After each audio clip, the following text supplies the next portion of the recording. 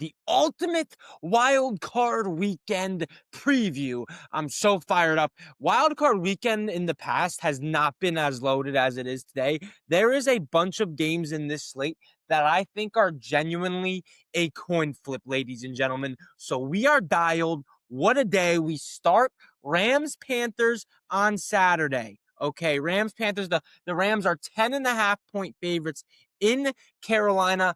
The Carolina Panthers did beat the Rams the last time they played, but it's important to note that in that game, Matthew Stafford had 3 turnovers and the Panthers ran for 164 yards on 4 yards per carry. After that Rams game, Chuba Hubbard and Rico Dowdle combined are averaging 3.2 yards per carry. For reference, the most inefficient rushing attack in the NFL this year was the Raiders, and they averaged 3.6 yards per carry. The Panthers' offense, when it was having success, was going through their run game, setting up second and shorts for Bryce Young, making third and manageables for Bryce Young. Since the run game has been shut down after that Rams game, the Panthers are 1-3, and the offense is scoring 16 points per game, ladies and gentlemen. The Panthers' offense is garbage when they can't run the football. And the Panthers defense, I think it's overperformed considering the talent, especially on the edge. On the edge there, they have no pass rush whatsoever. 30th, they're bottom three in pass rush win rate, in pressures, in sacks, but yet their defense is still top 10 in interceptions. They've done a good job against the pass in this secondary with Mike Jackson, J.C. Horn, Trayvon Moehrig, despite having the worst, besides the Niners, the worst pass rush in the NFL. So I tip their cap to them. The only issue is Matthew Stafford is a fossil. If you can get pressure on him, you can disrupt him. The Panthers aren't going to be able to get pressure on him. Davante Adams is coming back as well. It's been a very good season for Carolina, especially considering Bryce Young has struggled at times, but then he's thrown like 15 for 23 touchdowns against the Rams the last time they played. Carolina's 27th in yards per pass attempt. They lead the NFL in fourth down conversions, though, which is like kind of a weird, yin and yang there. They're 19th in yards per carry. Their two marquee wins, like I said, Packers and Rams. They created turnovers. They were able to run the football. Matthew Stafford's only turned the ball over in 4 games this season. I would lean that he doesn't put the ball in harm's way again. Sean McVay's only lost in the wild card round twice again, which is worth noting. I have a hard time seeing this Panthers defense stop the best offense in the NFL. And the Rams offense has been the best in the NFL, and I don't think it's close. Number one offense in points, yards, first downs, passing yards, adjusted yards per passing attempt, passing touchdown. They're first in red zone touchdowns, and their offense is last in the league in penalties. They're 25th in turnover percentage. They're 7th in rushing yards, 6th in yards per carry, but we want to act like Matthew Stafford's not the most valuable player in the NFL. What are we talking about? And they did that in the NFC West, playing against some of the best defenses in football on a week in, week out basis on a first place schedule, while Drake May gets to play the Titans, the Jets twice, the Dolphins twice, the Saints without Tyler Shuck. Drake May played 0 defenses that are top 10 in points per game, yet we're going to give him the MVP award because he threw for 5 touchdowns against the Jets practice squad in week 17. Matthew Stafford's ran the most efficient offense in the league, and it's not even close. He also threw the ball 100 more times and has the same amount of interceptions as Drake May. Oh, but Matthew Stafford, he threw 11 touchdowns on the goal line. Take away all of Matthew Stafford's 1-yard goal line touchdowns, he still leads the NFL. He would still have the same amount of passing touchdowns as Drake May. And people act like he hasn't had long touchdowns this year either. Well, he's actually first in the NFL in 20-plus yard touchdown passes. So I don't know what people are watching. Turn on the Rams, watch them play football. Matthew Stafford has been the best quarterback in the NFL this season, aside from literally 2 games. And when you play on a loaded schedule, the hardest schedule out of a playoff team in like 2 decades, you're going to have slip-up spots. You don't get to play the Titans. You don't get to play the Giants, the Jets twice, the Dolphins. You don't get to play the Raiders. You don't get to play garbage teams every week. Like, you have to be on your A game 100%. God forbid he slips up 2 times. It's not enough to take the MVP award away from him. He's thrown for 20 touchdowns and 1 interception against teams above 500. Drake May's thrown 2 touchdowns and 2 interceptions against teams above 500. It shouldn't even be a debate. Matthew Stafford has been the best quarterback in the NFL this season. And I think because of that and how good this Rams offense has been, they'll be able to take care of the Panthers pretty handily. Defensively for LA, it's a little bit of a different story, but I think they have the best offense and the best defense in terms of where these teams rate in the playoffs. There's not a team that has as dominant of a unit on one side of the ball, but then has the other unit of the ball complements it, if that makes sense. Like the Texans and the Seahawks have some of the best defenses in the league, but their offenses aren't as good as the Rams defenses. I feel like that makes sense. Like the Rams defense is good. The offense is one of the best in the NFL. Like it's above average, the Rams defense. But where the Rams and the Seahawks defense is very good, their offense isn't above average the way the Rams defense is above average. I hope that's making sense. So I'm very bullish on the Rams, and we'll get into them on another episode. But for now, I think they take care of business defensively. They're 13th in total defense, 10th in scoring, 13th in yards per pass attempt, 18th in yards per rush attempt. Kenneth had 100 and Bijan gashed them all in the past 3 weeks, which is something worth noting because if the Panthers can get this run game going, look out LA, because that's kind of what happened last time. But I don't think Matthew Stafford's going to put the ball in harm's way the way he did against the Panthers either. He had a turnover in the red zone as well. Either way, they are third in turnover percentage defensively with 26. They're top 5 in pressure rate. The D-line is top 10 in sacks. It's the strength of this Rams team is their defensive front with Braden Fisk, Poona Ford, Jared Verse, Byron Young's one of the most underrated edge rushers in the NFL. Who else they have? Nate Landman. That guy has been a tackle and a peanut punch machine.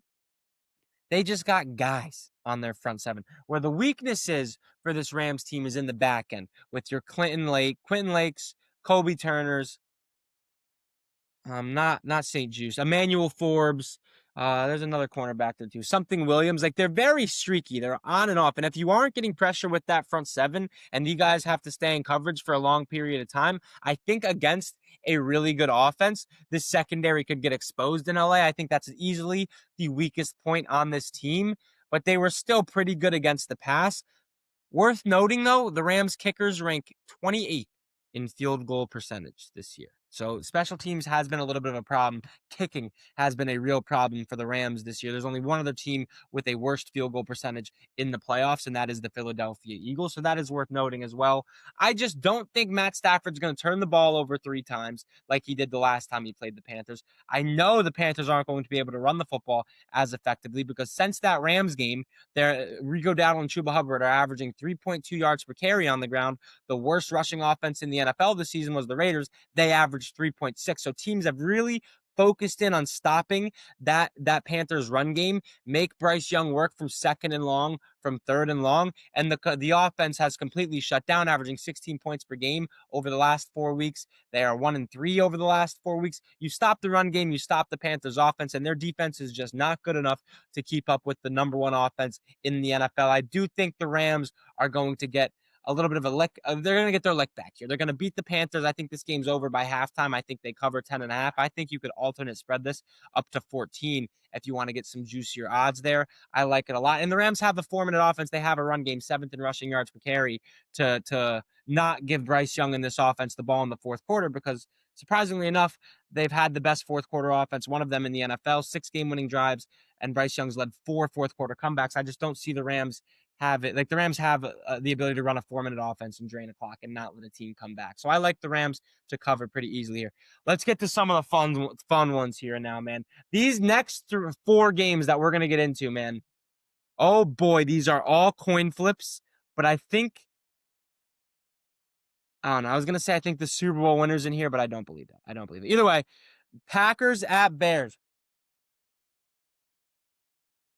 When I first started diving into this matchup, I thought this would be a coin flip game. I'm more confident in the Bears than ever. They're getting a 1.5. Like they're 1.5 point. They're 1.5 point underdogs at home, and they beat this Packers team a few weeks ago. But I dove in and I found some shocking stats about the Green Bay Packers. The Packers defense, since Micah Parsons has gotten hurt, has 1 sack And including that Broncos game where he did get hurt, this Packers defense has allowed 32 points per game.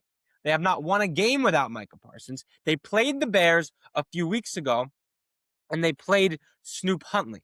The Packers defense has 1 sack. The Packers defense allowed 200 yards on the ground to Derrick Henry. The Packers have not been efficient running the football either, especially down the stretch. 4.1 yards per carry, 25th in the NFL. This defense is not the defense we saw in the first half of the year, where after week 4, everybody was talking about, oh, yeah, this Packers team's going to win the Super Bowl. They have the best defense in the NFL. No Micah Parsons, and they haven't won a game. They have 1 sack. Their defense is allowing 32 points per game since Micah Parsons went down. You have one of the best offenses in the NFL coming to town. It's really shocking how much one player can impact a defense, but I really do think Micah Parsons is that guy. If Caleb Williams doesn't play, like it rests in Caleb Williams' hand. And I mean, this Bears team, top 10 scoring offense, led the NFL in explosive plays, 4.9 yards per carry. We'll call it 5, but their offense led the NFL in drops, and the Bears' offense, led by Caleb Williams, 31st in completion percentage. Only the Browns completed a lower percentage of their passes. They're third in the NFL in yards per carry. The offense goes as the run game does. DeAndre Swift, Kyle Monangai, Joe Thuney, Drew Dahlman, Jonah Jackson, and company on that offensive line, especially in the interior. They are getting Braxton Miller, their left tackle, back, and they are getting Kyler Gordon back off of the IR. But this offensive line has been incredible anyway. Kyler Gordon is the main thing that they get on the back end of this defense that has been susceptible to the big play at times this season. The Bears defense is bottom 5 in yards allowed per carried, bottom 5 in yards allowed per pass attempt. But obviously, the story of the Bears all season has been they just create turnovers, man, leading the NFL in turnovers. I think it's like 33 or something. So that's if the Bears don't create turnovers, then they're you can move the ball and score points on this defense at will. All right, where am I? I have a note sheet here, but I just keep getting so sidetracked because my brain's all over the place. I've been like locking in for this episode for a long time now. My eyes are starting to go here. My eyes are like I can't really see completely straight at that, but we're good. I love football. We're locked in.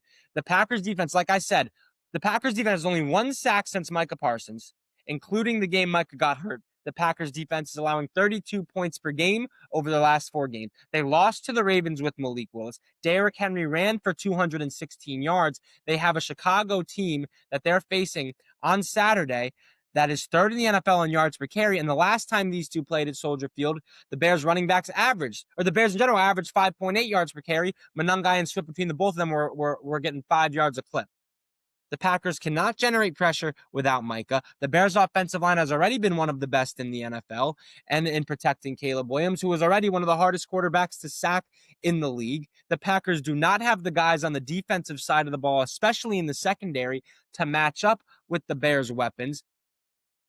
Offensively, I don't trust Jordan Love to take care of the football the way I trust Caleb Williams and this Bears offense to take care of the football. They're bottom 5 in the NFL in turnovers offensively, okay? The Packers have not been efficient running the football on the ground. They have been good through the air, top 5 in yards per pass attempt, but they're getting Kyler Gordon back. Jalen Johnson's one of the best corners in the league.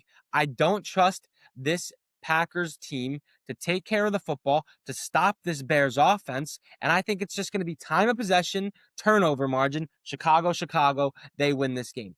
If the only way the Bears lose this game on Saturday against the Green Bay Packers is if Caleb Williams puts up an absolute stinker. And that is the only thing that worries me. But he has been playing the best football of his career over the last 4 or 5 weeks of the season.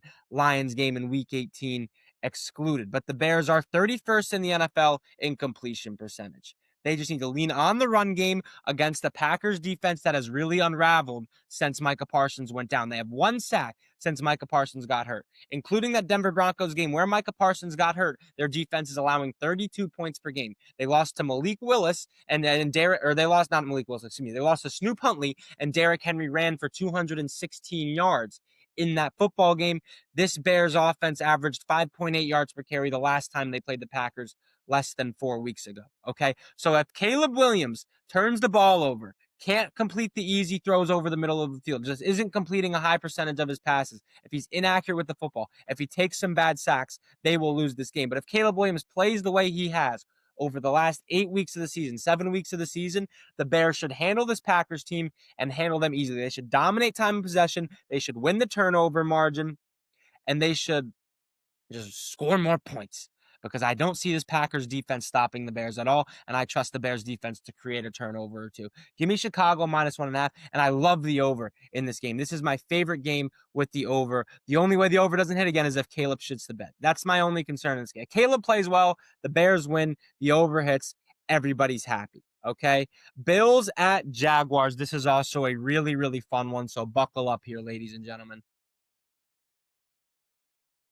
The Bills have the number one rushing attack in football, 5 yards per carry. They're top five in total offense. They're eighth, or they're top five in total offense, top five in scoring offense, eighth in yards per pass attempt. The offense has been going as James Cook goes, and it goes as far as Josh Allen carries it.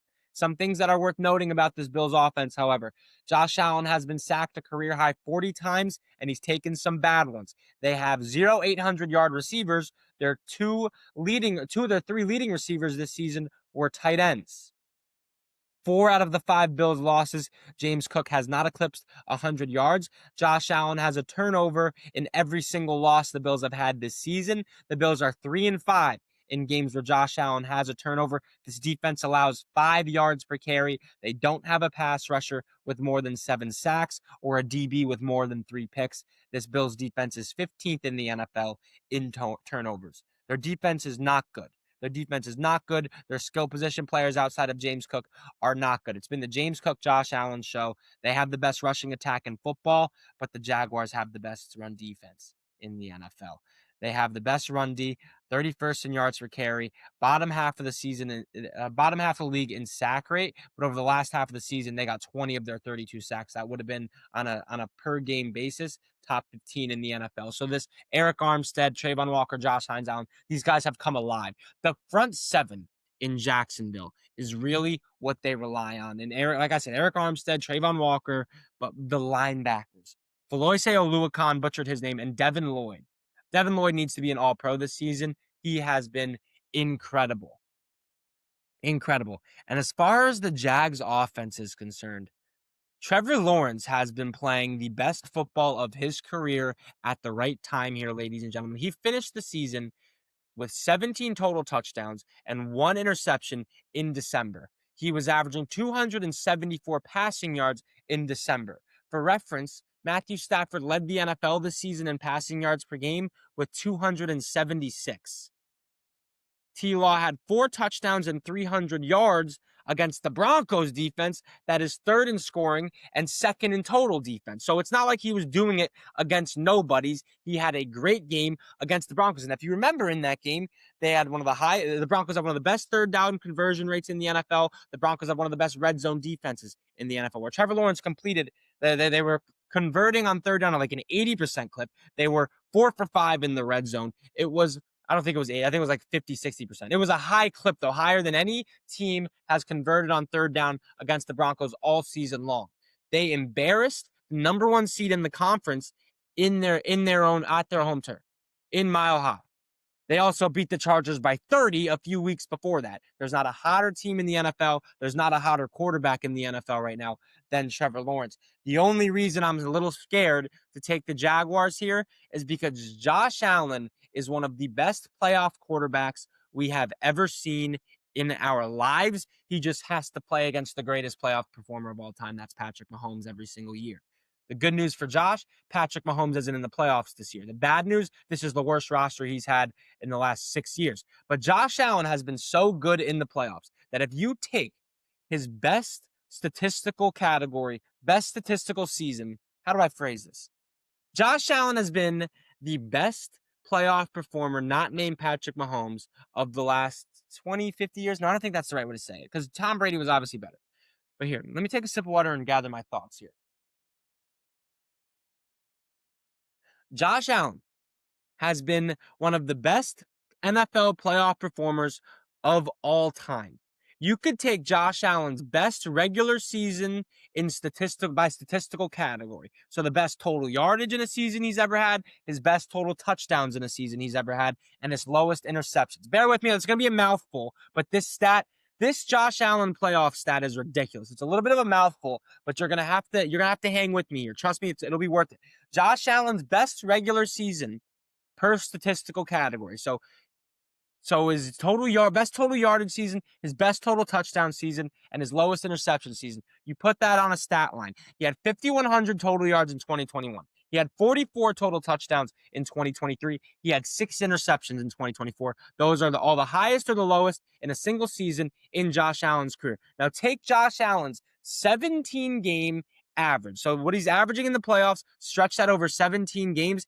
He would have 5,200 total yards, 42 total touchdowns, 4 interceptions. So he would have the most total yards if you stretch out his playoff averages over 17 games than the best total yardage he'd put up in the regular season in his career. He would have a better touchdown interception ratio than his best total touchdown and his lowest interception season in his NFL career. What Josh Allen has done in the playoffs is unbelievable. And this narrative that Josh Allen is a playoff choker, playoff shrinker, couldn't be further from the truth. The highest amount of total yards he's ever had in a season was 2021. He had 5,100 yards. Take his average playoff per game, stretch it over his average total yards per game in the playoffs, stretch it over 17 weeks, 5,200 yards. That's more. The most amount of total touchdowns he ever had in a season in 2023, 44. Take Josh Allen's total touchdowns per game in the playoffs, stretch it over 17 games, 42. He's thrown 4. He would throw 4 interceptions on an interception per game basis, stretched over 17 weeks. He's thrown 6 in his best regular season ever in his career. It's unbelievable what Josh Allen has been able to do in the playoffs. That's the only reason it's hard to write him off. All of that being said, 4 out of the 5 Bills. The Jaguars are going to wipe the Bills. This is just a bad matchup for Josh Allen and Buffalo. The Jags are going to wipe the Bills. This is just a brutal matchup. The only way the Bills win this game is if Josh Allen turns in the performance of a lifetime, which is completely plausible. But 4 out of the 5 Bills losses, James Cook has not eclipsed 100 yards. The Jags have the best run defense in the NFL, second best run defense in terms of yards allowed per carry. Josh Allen has a turnover in every single loss this season. The Bills are 3-5 in games where Josh Allen has a turnover. This defense is second. The Jags defense is second in the NFL in turnovers with 31. So the best run defense in the NFL against the best rushing attack in the league, when their starting running back hasn't reached 100 yards, they've lost 4 out of 5 games. The Jags also are second in the NFL in turnovers, and in games where Josh Allen has turned the ball over, they are 3-5. Josh Allen's been sacked the most in his career. This Jaguars defense has 20 of its 32 sacks over the last 8 weeks of the season. Trevor Lawrence has thrown 17 touchdowns and 1 interception since December. Not thrown, but total touchdowns. The Jags are just too hot right now. They're gonna contain James Cook. They're gonna make Josh Allen in this passing attack beat them. They have the guys in the nickel corner position and their linebackers to cover the 2 tight ends that are 2 and 3 on this Bills team in receiving. The Jags are just too good of a matchup. Too good of a matchup for Josh Allen and the Buffalo Bills. Give me the Jags plus 1.5 here. 49ers at Eagles.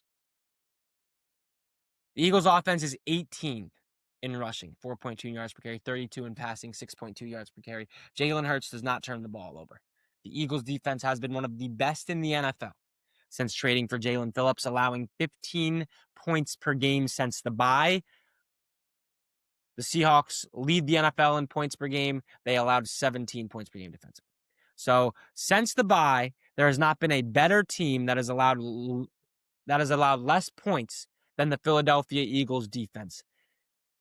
The 49ers passing game goes through George Kittle and Christian McCaffrey. You're not going to find me a team that is better equipped to handle a tight end and a running back out of the backfield than the Philadelphia Eagles. With Cooper DeJean in the slot, Andrew Mukuba the safety, whether it's Jahad Campbell, Nakobe Dean, Zach Bond, all of them are terrific in coverage. They're going to be able to contain McCaffrey and Kittle in this passing game. And then on the outside, Quinyon Mitchell's been a top 3 corner in the NFL this season. He's tremendous, okay? And you have one of the best pass rushes in the NFL, especially on the interior of that defensive line, where the 49ers are the weakest, with Jordan Davis and Jalen Carter. I see Brock Purdy's been great, but he just played the Seahawks defense. They scored 3 points. I have a tough time seeing this 49ers team put up points on this Eagles offense or on this Eagles defense. And this Eagles offense has struggled at times, but the Niners defense is just awful. They don't generate any type of pass rush.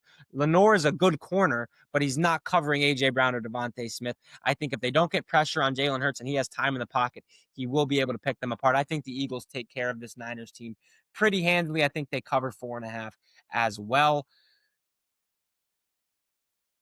Yeah, the Eagles have had their woes offensively, and that's where it can get a little sketchy here. But I trust Jalen Hurts in the playoff. He's obviously a playoff riser. He has his two best games of his career, basically, are in the Super Bowl. At least one of them is.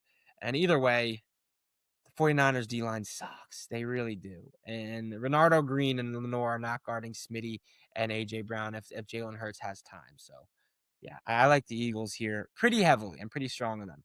Chargers, Patriots. Let me take a sip of water here. Let's buckle in here. I was leaning Patriots before I started this game, but now I see that the spread is 3.5. You're going to give the Chargers 3.5 points, and this game's basically a coin flip. I'm taking that all day long. Let's lock in here, though.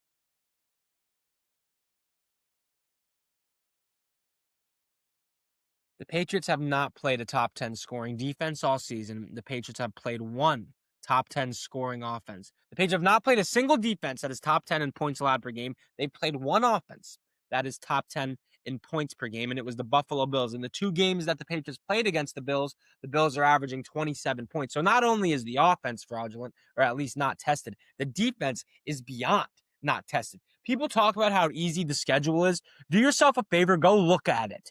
Go look at it. It is a complete and utter joke. But the Patriots are stomping everybody on their schedule. So they're an incredibly hard team to gauge because they haven't beat anybody, losing record against teams above 500. They haven't played a top 10 defense in points per game. You can't judge if this offense is good. You can't judge if this defense is good. They still are bottom half of the league in sacks and pressure rate. Their offensive line sucks. So I don't believe in this Patriots. I'm sorry, I do not. The Patriots' trenches are a joke. Their defensive line does not generate a lot of pressure. Their offensive line is garbage. They've had the seventh highest sack percentage allowed, and they're winning all of these games. So they're running the football 4-minute offense. It's not like opposing teams' pass rushers are having a chance to really pin their ears back. They also haven't played any legit pass rushers outside of the Browns, and Myles Garrett sacked Drake May 5 times in that game.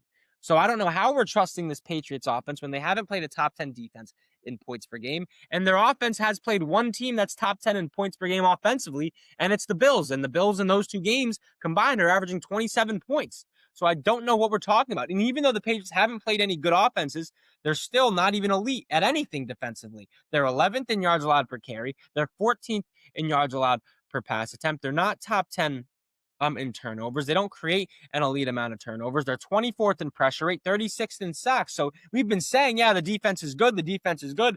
The defense hasn't played any good quarterbacks other than Josh Allen, and Josh Allen's averaging 27 points per game against this Patriots defense. The Patriots have not played a single top 10 offense outside of the Bills. So I don't know how you can trust this defense. You definitely can't trust the offense because they've played nobody either. So I think the Chargers are going to put belt to ass to this Patriots team, quite frankly. Khalil Mack and Tui Tuipulotu against this Patriots offensive line.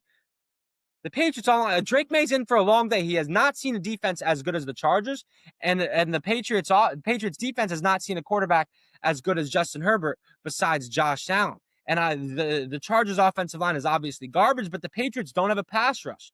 They're 26th in sacks, 24th in pressure rate. Against nobody either. They have not played a good team, and teams were throwing the ball a lot against them because the Patriots were beating the crap out of them because they all stunk. The Chargers have been bad against the run, allowing 4.3 yards per carry, and that is a strong part of this Patriots offense. But they've gotten a lot better, man. They've allowed one rusher over 90 yards since week 8. Before week 8, they allowed 3, and at very high clips. The Chargers at one point this season were allowing 5 yards per carry. That's in the low 4s now.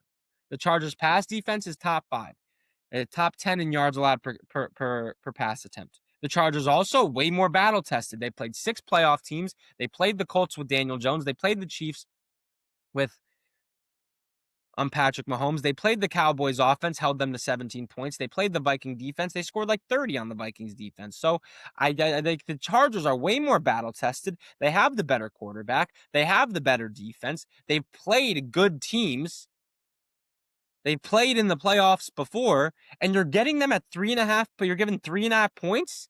I'm taking the Chargers all day here, man. The Patriots have played one top 10 offense in points per game. They haven't played a single defense that's top 10 in points per game allowed. They've played literally nobody. Other than Josh Allen, the best quarterbacks they've played is Baker Mayfield and Joe Flacco.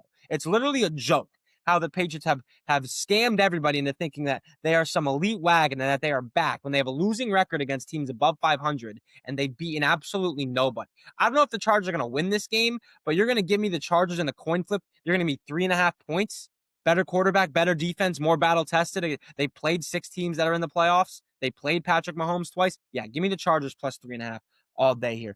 Texans at Steelers. It's absolutely disrespectful that the Texans are only 3-point favorites in this game. The only reason the Steelers have a chance is because they've won like 20 straight Monday Night Football games.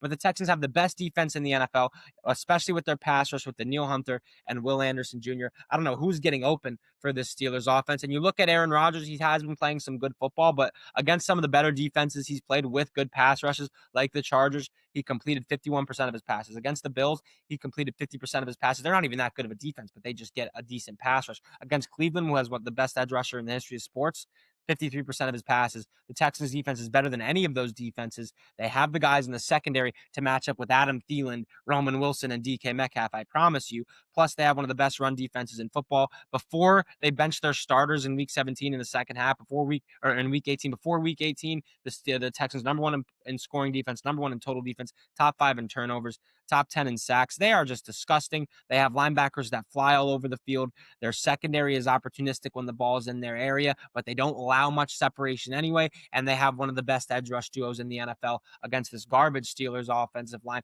And I would say the Steelers would have a chance if their defense was good, but it isn't. They're 28th against the pass, 13th against the run, 17th in scoring, 26th in total defense, and they're bottom half the league in pressure rate, despite having Alex Highsmith, TJ Watt, Cam Hayward, and Derek Harmon, who's been a stud rookie out of Oregon. So it's Texans -3 all day here. Steelers team total under 17.5 points is in play as well. I just like that all day here. So that's going to do it for the ultimate wild card weekend preview. Just to run it through it, this is what I have. This is who's winning today or on wild card. The Rams over the Panthers, the Bears over the Packers, the Jaguars over the Bills, the Eagles over the Niners, the Chargers over the Patriots, the Texans over the Steelers. And I like the Texans to cover. I like the Chargers to cover. I like all of those teams I said to cover their respective spreads. Literally every single one. So what am I betting on here? 1, 2. Okay, it's pretty even. I'm betting on 3, 1, 2, 3, 4 favorites, 2 dogs.